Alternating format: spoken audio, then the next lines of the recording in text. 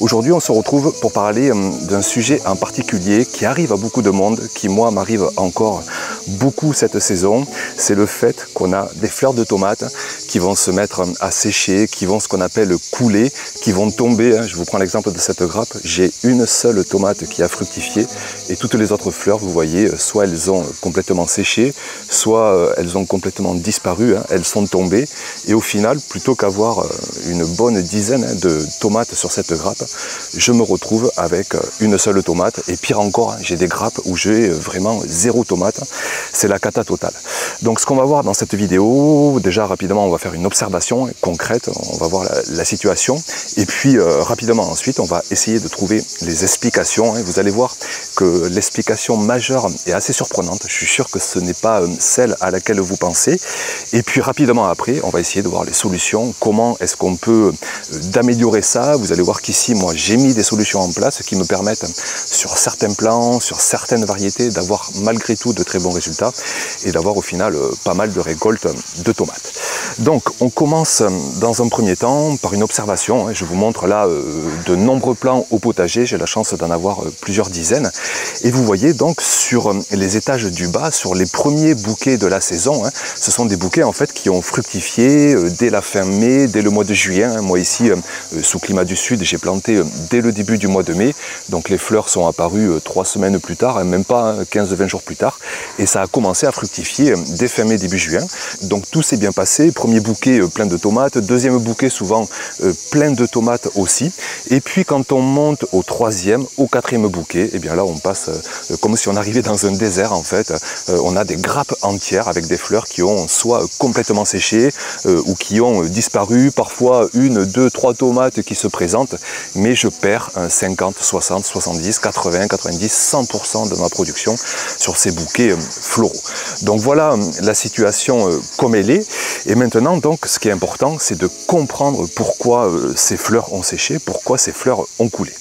Donc, une raison qui n'est pas la principale, mais celle à laquelle on pense le plus, ça va être la température. Vous savez qu'on a eu des canicules, ici dans le sud, on en a encore. Encore hier, 38, 39, 40, encore aujourd'hui, il va faire 38, on n'en finit pas, on explose tous les records. Donc, une température au-dessus de 30 degrés, on dit parfois que la tomate adore la chaleur, mais ce n'est pas du tout le cas. Elle adore une douceur de température entre 20 et 30 degrés en journée. Là, la culture va se régaler, va bien fructifier, le pollen va rester stérile, les fleurs ne vont pas sécher sous condition d'avoir les clés de fertilité, on y reviendra tout à l'heure. Donc au-dessus de 30 degrés, pire encore 35 degrés, le pollen n'est plus fertile, il devient stérile, les fleurs vont sécher et on ne va plus avoir de fructification. Mais pire que ça, on va passer cette fois-ci à la raison principale, à la raison majeure. Ça ne va pas être la température de jour, mais ça va être la température de nuit. Et là aussi, exactement comme pour nous, s'il fait chaud en journée, mais qu'on a des nuits fraîches, vous savez, autour de 15 degrés, 12, 13, 15, 17, 18 degrés, ça se passe bien parce qu'on peut se régénérer, on peut se revigorer, on peut bien dormir, on peut bien se reposer et on va pouvoir affronter une nouvelle journée de chaleur. Mais sitôt qu'on dépasse les 20 degrés, 21, 22, 23, 24, on a eu 25 degrés cette nuit dernière, je ne vous raconte pas la difficulté pour trouver du repos, pour arriver à dormir, et c'est exactement pareil pour la culture des tomates et d'autres cultures potagères. Je vous parlais des haricots dans une dernière vidéo. Ces cultures, si elles n'ont pas une température de repos autour des 15 degrés, vont avoir un énorme stress, vont avoir des dérégulations hormonales. Le pollen va en pâtir et la fructification va en pâtir. Et moi ici cette année, c'est encore exactement ce qui s'est passé. Sitôt la mi à fin juillet, on a eu non seulement des températures très chaudes en journée, mais aussi des températures trop chaude pour la culture de la tomate la nuit. Il faudrait un écart idéal, je vous dis de bien 10 degrés, qu'il fasse 15 la nuit et 25 en journée. Et là, c'est vraiment un régal pour la culture qui va fructifier à tout va. Donc c'est pourquoi on entend souvent des jardiniers dire « Ouais, mais moi ici, il a fait 35, 38 et ça fructifie à tout va. » Oui, parce que la culture a eu du repos, a eu des nuits suffisamment fraîches pour se reposer, pour se revigorer, pour garder un bel équilibre équilibre hormonal pour garder les clés de fertilité, pour bien produire, même sous pic de forte chaleur. Et d'ailleurs, c'est pour ça aussi qu'on signifie un terme de canicule, c'est quand il fait non seulement très chaud en journée, mais quand il y a aussi un seuil à la hausse de température qui est franchi en nocturne. Je vous répète, c'est exactement pareil que pour nous, pour tout être vivant. C'est à la fois les températures diurnes, mais aussi nocturnes, qui vont jouer sur le fait que les fleurs vont sécher. Donc voilà les deux raisons vraiment majeures, principales, qui font que la culture va devenir improductive et que les fleurs vont sécher. Donc maintenant qu'on connaît ces raisons majeures, on en parlera de petites autres raisons, mais vous verrez, ça peut s'arranger assez facilement. On va parler des solutions qu'on va essayer de mettre en place pour éviter de se retrouver face à un trou de récolte. Moi, je discute avec beaucoup de jardiniers, que ce soit sur la chaîne, avec vos commentaires, que ce soit ici localement, et je peux vous dire, c'est impressionnant le nombre de jardiniers qui ne récoltent rien parce que toutes les fleurs coulent, toutes les fleurs sèchent. Donc, première solution que je me suis notée, que je vous répète depuis plusieurs années sur la chaîne, c'est l'ombrage. Que vous mettiez un filet d'occultation à 40-50%, que vous mettiez des canisses, que vous plantiez des arbres, tout ça est génial, et tout ça est efficace. C'est vrai qu'on va baisser la température de 3, 4, 5, 6, 7, 8 degrés, mais il y a un inconvénient, comme toute solution, c'est qu'il faut avoir le matériel, avoir le temps, avoir l'envie, avoir l'énergie, mettre les structures ou planter des arbres, avoir de l'espace. Et je comprends très bien que pour beaucoup d'entre vous, quand je vous parle d'ombrage, vous me regardez avec des yeux de poisson écarquillés à me dire « Mais Olivier, tu crois que j'ai que ça à faire au potager ?» Et je comprends très bien. Néanmoins, ici, je vous le dis clairement, et ça fait plusieurs saisons que je vous le témoigne, les tomates à mi-ombre, c'est là où j'ai les meilleurs résultats. Ça fait un feuillage qui est moins soumis à la contrainte du soleil, qui garde mieux l'humidité, qui fait mieux de la photosynthèse, et des fleurs qui sont moins soumises à cette haute température en journée. Mais par contre, ce qu'il est à noter, c'est qu'un ombrage ne va pas jouer sur la température de nuit. Il va faire aussi chaud la nuit, donc c'est une solution qui ne va pas non plus être miraculeuse, et c'est pourquoi moi ici, même à mi-ombre, j'ai des bouquets qui finissent par sécher et j'ai une production qui finit par chuter. Donc l'ombrage, première solution qui peut avoir un impact positif et qui permet quand même d'augmenter la mise à fruit, qui permet d'augmenter la fructification des tomates. Autre solution encore, ça va être de planter des petits calibres, encore mieux de planter des tomates cerises. Pourquoi? Parce qu'en fait, les fleurs de tomates cerises vont se polliniser beaucoup plus facilement, beaucoup plus rapidement. Les déséquilibres hormonaux sont beaucoup moins conséquents sous forte chaleur, et c'est pourquoi moi par exemple cette année, peut-être que vous vous en êtes rendu compte sur les dernières vidéos, j'ai planté beaucoup plus de tomates cerises parce que je sais que je vais avoir une belle fructification. Je vous montre les images sur mes plants de tomates cerises, j'ai tous les bouquets floraux qui produisent à tout va, et au final ça fait finalement de très belles récoltes. En plus je ne vous raconte pas le prix au kilo des tomates cerises, même les tomates qu'on appelle cocktail, ça monte à 5, 6, 7, 8 euros le kilo. Et bien là je suis garanti d'en avoir des kilos et des kilos, mais dans mon potager. Alors c'est pas le même, c'est parfois pas le même plaisir que de croquer des grosses tomates, mais au moins on est sûr d'avoir une belle production.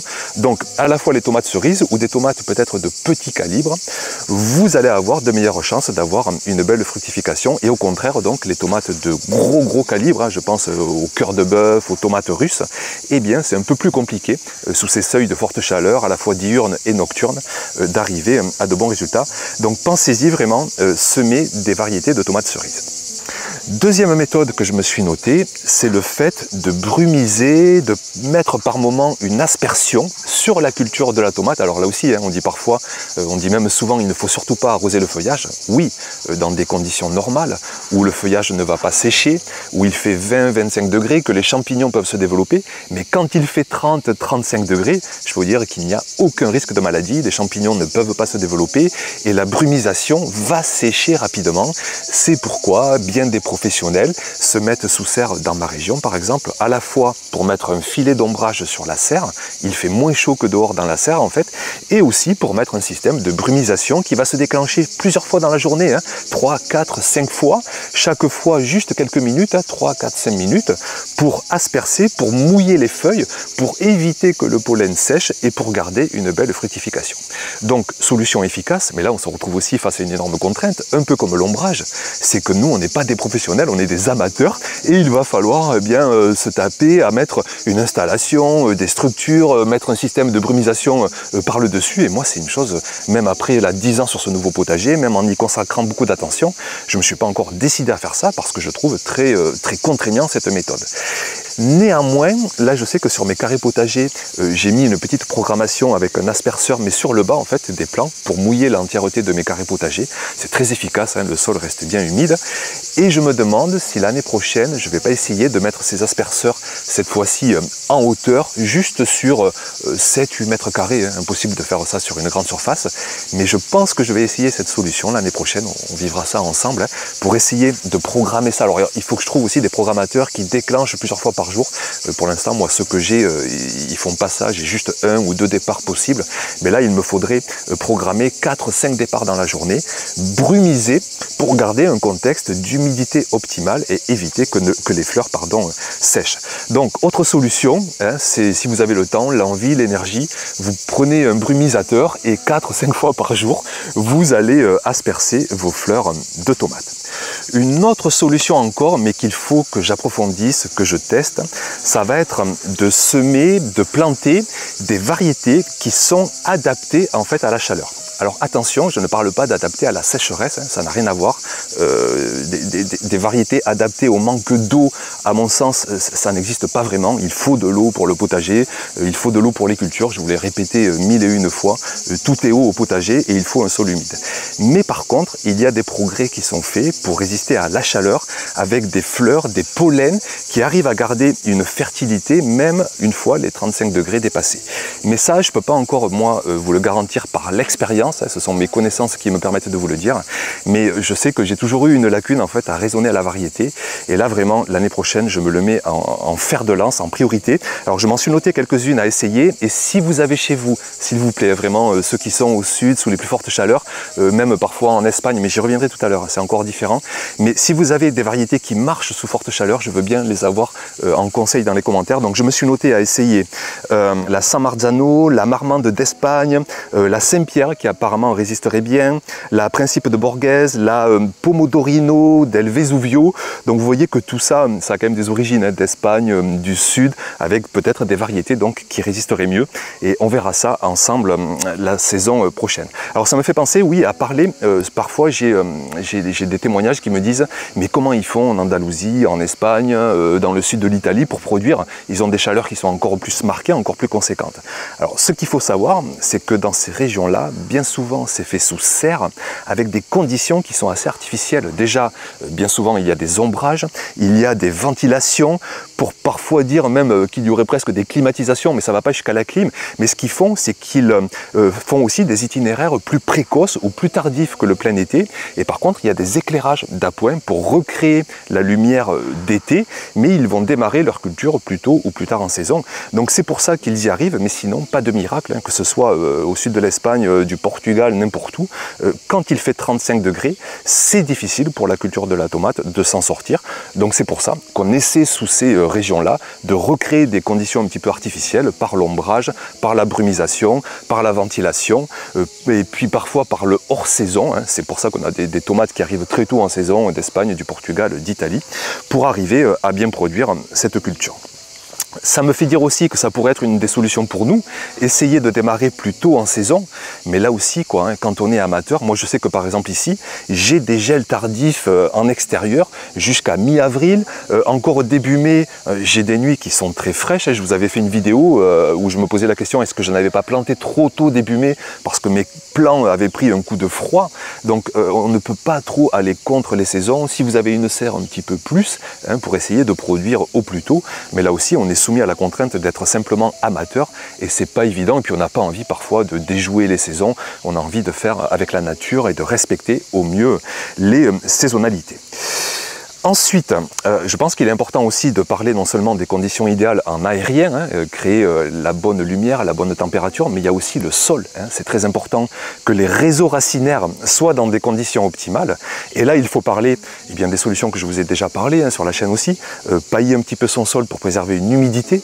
L'humidité qui est importante, qui est essentielle encore cette saison. J'entends des vidéos où on vous dit de ne pas arroser pendant 1 mois, pendant 2 mois, qu'il faut forcer les plants à aller chercher l'eau, qu'on peut semer des graines résistantes au manque d'eau, mais franchement, moi j'ai envie de vous dire, attention, j'ai encore relu ce livre qui est fabuleux là, de Stéphane, professeur d'université, 800 pages, des centaines de bibliographies, de sources extrêmement sérieuses, où il est démontré par A plus B que sitôt qu'on manque d'eau dans le sol, non, le plant ne va pas aller faire des racines supplémentaires, mais par contre, oui, il va être stressé, oui, il va y avoir moins de faculté à absorber l'eau, et ça va être de plus en plus difficile, ça va être des clés de fertilité qui vont chuter, une activité biologique qui va chuter, une minéralisation qui va moins se faire, et de suite on a le potager qui décline. Et moi, je veux dire, tous les jardiniers avec qui je discute me disent que sitôt qu'on manque d'humidité, qu'on arrête d'arroser pendant 1 semaine, 10 jours, la culture de la tomate est un petit peu une exception parce que elle a un coefficient qui est assez technique, mais qui lui permet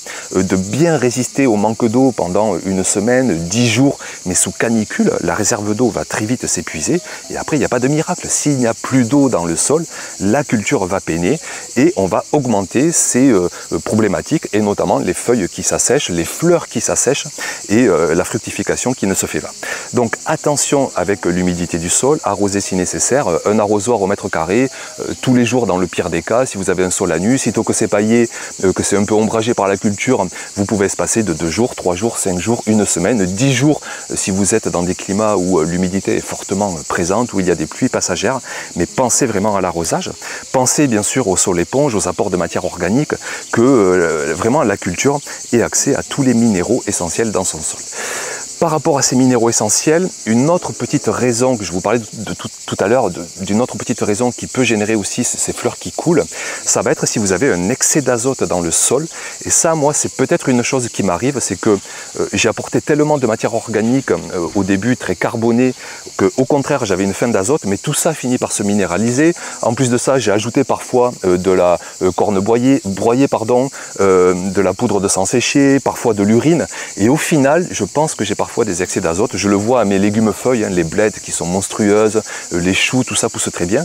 Et si vous avez donc un excès d'azote sur la culture des tomates, on peut avoir des fleurs qui ont tendance à sécher plus rapidement, à ne pas fructifier idéalement. Donc attention, je pense à l'urine que je vous ai souvent citée.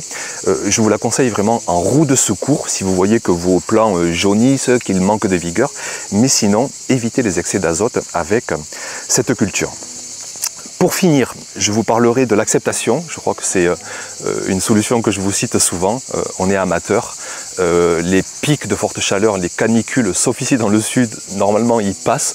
Et la culture peut avoir la force de reprendre de la vigueur, de reprendre de la fructification. Moi je me souviens de saisons passées, les plants étaient à l'arrêt de croissance tout juillet, tout août. Et sitôt les premiers orages de mi-août à fin août, la culture a redémarré, mais c'était impressionnant à voir. Les plants ont repris une croissance, les fleurs sont réapparues et les fleurs ont fructifié et on a remangé des tomates en septembre et puis ensuite en octobre, après on a moins envie, il fait moins chaud, elles sont moins goûteuses, mais on peut avoir d'autres créneaux. Comme nous là encore une fois, la culture est résiliente, elle sait se mettre en pause, elle sait se mettre en mode survie et sitôt que les températures de nuit, de jour deviennent plus favorables et pour peu qu'il y ait un peu de pluie, paf, ça repart de tous les côtés, ça reprend vie, ça refructifie et à nous de récolter à nouveau des tomates. Donc voilà, je crois que j'ai fait le tour sur tout ce que je voulais vous dire. Une nouvelle fois, j'attends avec grand plaisir, avec impatience vos commentaires. Non seulement donc pour dire si chez vous, vous le subissez, que vous soyez au sud, au nord, à l'ouest, à l'est. C'est très intéressant de voir selon vos situations géographiques. Ça me fait penser d'ailleurs, pour tous ceux qui sont sous serre, c'est souvent les régions plus au nord. Une autre solution aussi que je ne vous ai pas dit, c'est d'ouvrir en grand vos serres la nuit, parce que vous l'avez compris, pour jouer sur la température nocturne, s'il fait frais dehors, il faut absolument que l'air frais rentre dans la serre pour éviter là ce phénomène de coulure, de fleurs qui sèchent. Donc n'hésitez pas à ouvrir vos serres la nuit pour bien les rafraîchir et pour affronter des températures très hautes de journée. Donc voilà pour cette vidéo, merci d'être passé par ici, pour votre attention, et puis comme à l'habitude, on se retrouve très vite pour continuer la saison et pour de prochaines vidéos. À bientôt, ciao.